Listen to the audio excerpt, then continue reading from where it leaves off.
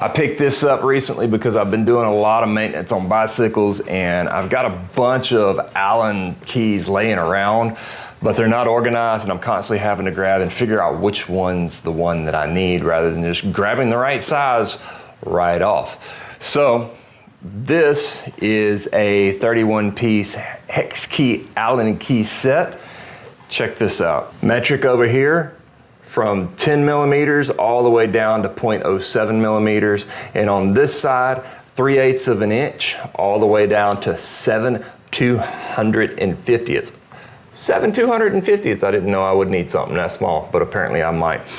These are heavy duty, really heavy made. I got them because I needed some of the bigger sizes, not necessarily the smaller ones. But I also like the idea of this little pill shape handle.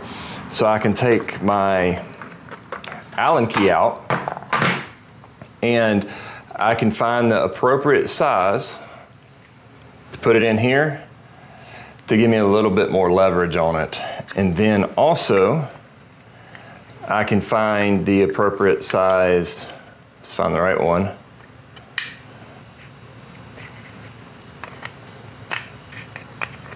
Yeah, right there.